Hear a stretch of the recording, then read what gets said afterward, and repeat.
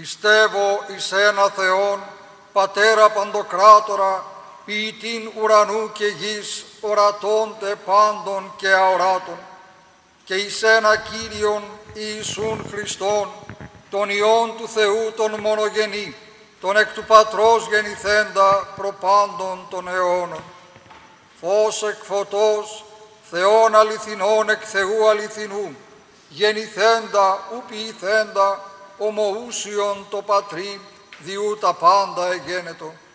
Τον δι' ημάς τους ανθρώπους και δια την ημετέραν σωτηρίαν, κατελθόντα εκ των ουρανών και σαρκωθέντα εκ Πνεύματος Αγίου και Μαρίας της Παρθένου και ενανθρωπίσαντα, σταυρωθέντα τε υπέρ ημών επί Ποντίου Πιλάτου και παθόντα και ταφέντα και αναστάντα τη τρίτη ημέρα κατά τας γραφάς και ανελθόντα εις τους ουρανούς και καθεζόμενον εκ δεξιών του Πατρός και πάλιν ερχόμενον με τα δόξης, κρίνε ζώντας και νεκρούς, ου της βασιλείας ουκ έστε τέλος.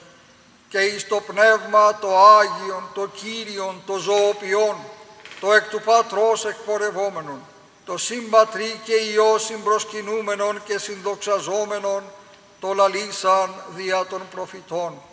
Εις μίαν, Αγίαν, Καθολικήν και Αποστολικήν Εκκλησίαν, ομολογώ εν βάπτισμα εις άφεσιν αμαρτιών, προσδοκώ Ανάστασιν νεκρών και ζωήν του μέλλοντος αιώνους. Believe in one God, Father Almighty, maker of heaven and earth, and of all things visible and invisible, and in one Lord Jesus Christ, the only begotten Son of God, begotten of the Father before all ages, light of light, true God of true God, begotten, not made, of one essence with the Father, by whom all things were made, who for us humans and for our salvation came down from the heavens and took flesh by the Holy Spirit and the Virgin Mary and became man.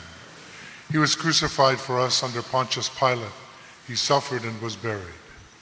And on the third day he rose according to the Scriptures, and he ascended into the heavens and is seated at the right hand of the Father.